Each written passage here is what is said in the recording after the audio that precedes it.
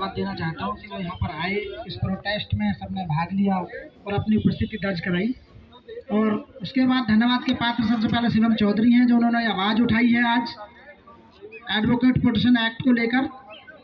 साथ साथ ये जो कानून के जितने भी मानने वाले हैं और दबे कुचलों की आवाज़ उठाने वाले, यहाँ तक कि सरकार की आवाज़ उठाने वाले और यूएनओ में भी अपने पक्ष को रखने वाले हरीश साल्वे जी जैसे एडवोकेट और विभिन्न लोगों के और इंस्टीट्यूटों की आवाज़ उठाने वाले दबे कुचले और मरे, खास यहाँ तक पुलिस वालों की आवाज़ उठाने वाले भी अधिवक्ता यहाँ पर जो आए हुए हैं, आज वो अपने प्रोटेक्शन की बात को लेकर यहाँ इकट्ठे हुए हैं।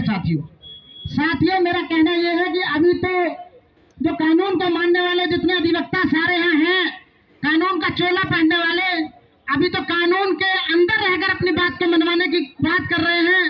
जिस दिन इन्होंने अपनी मन की ठान ली कि अधिकार मांगे से नहीं मिलेगा बल्कि छीनना पड़ेगा, तो उस दिन ये अधिवक्तागण अपनी बात को अच्छी तरह मनवाना जानते हैं। ये सरकार अच्छी तरह जानती है कि ये वकील क्या क्या काम कर सकते हैं। देश के संविधान को बनाने वाले सारे वकील थे, देश को आजाद कराने वाले सारे वकील थे।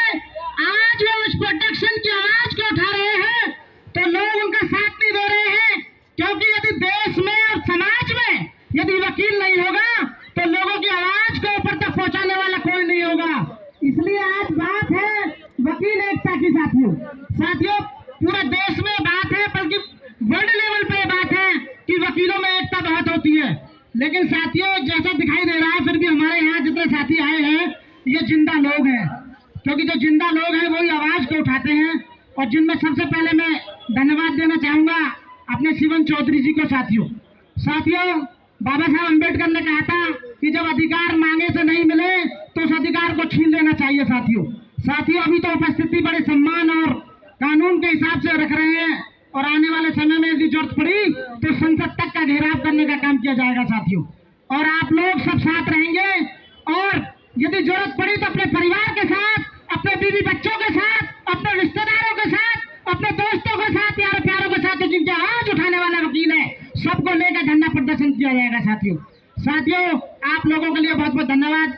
जो हमसे पहले अधिवक्ता है उन्होंने सारी बात बोल दी है, सारी बता दी।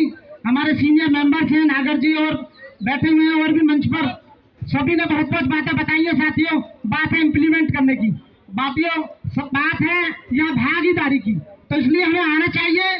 जितने लोग यहाँ आए हैं वास्तव में बहुत कम है, हमारी भागीदारी बहुत कम दिखाई देती है, बल्कि 60-70 हजार एडवोकेटों के बीच में मात्र 400-500 वकील ही अपनी उपस्थिति दर्ज कराए हैं। साथियों ये आवाज यदि ऊपर तक पहुंचानी है तो हमें दोबारा इकट्ठा होना पड़ेगा, और सबको एक मंच पर आकर जो हमारे जितने भी सीनियर्स हैं जिन्होंने जो रास्ता बताया है उस रास्ते के तहत में अपनी बात को रखना पड़ेगा, तब जाकर कहीं प्रोटेक्शन एक्ट लागू होगा।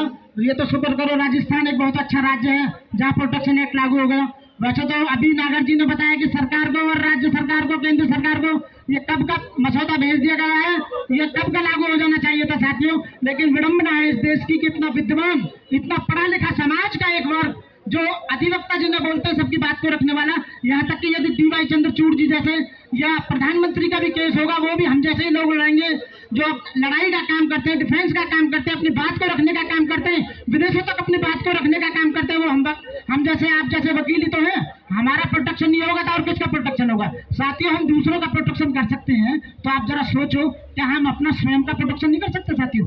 बिल्कुल कर सकते हैं।